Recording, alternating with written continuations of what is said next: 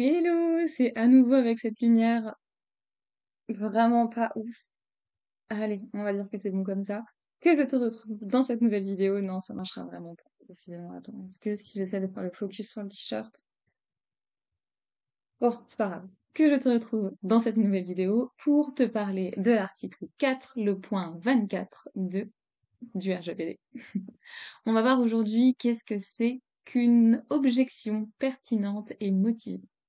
Une objection pertinente et motivée est une objection à un projet de décision quant à savoir s'il y a ou non violation du présent règlement ou si l'action envisagée en ce qui concerne le responsable de traitement ou le sous-traitant respecte le présent règlement.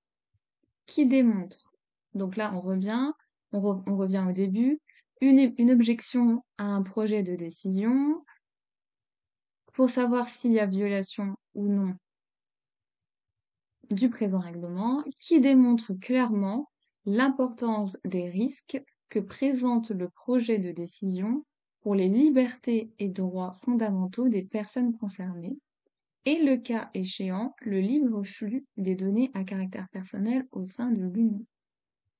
J'espère que cette définition est claire pour toi. Je ne sais pas si tu te souviens, on avait vu dans les toutes premières vidéos sur les articles du RGPD, qu'effectivement, une des raisons pour lesquelles le RGPD existe, et là je suis en train de regarder l'article premier, parce que ben, moi je l'ai... Ah bah attends, je peux peut-être scroll. Attends, je vais scroll. Boum, j'ai scroll sans toi pour éviter de te casser les yeux.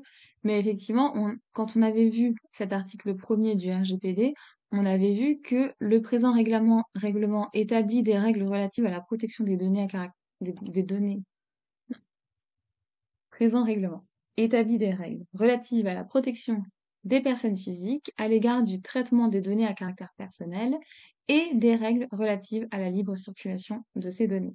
Donc effectivement, ça a tout à fait du sens que dans ce point 24 de l'article 4 du RGPD, on parle de démontrer l'importance des risques que présente le projet de décision pour les libertés et droits fondamentaux des personnes concernées. Bon, bah, ça, c'est la raison pour laquelle existe le RGPD. Et effectivement, également, le libre flux des données à caractère personnel au sein de l'Union. Donc voilà. Je reviens à l'article 4.24. Voilà, j'ai scroll et du coup, nous revoici ici. Et effectivement, ce point 24, enfin oui, ce point 24 de l'article 4, on le verra plus en détail quand on travaillera sur les autorités de contrôle. Donc là, c'est une définition qui sort un peu de son contexte et on mesure pas à quel point ça va nous impacter aujourd'hui, mais effectivement, quand on sera sur les articles un peu plus loin et les chapitres 6 et 7, je crois que j'avais dit sur les autorités de contrôle, on mesurera un peu plus l'importance de cette définition.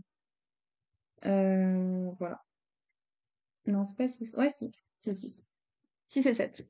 Bon, d'ici qu'on y arrive, on va continuer les articles entre-temps. Je te souhaite une très belle journée, puis on se retrouve très vite. Bye bye.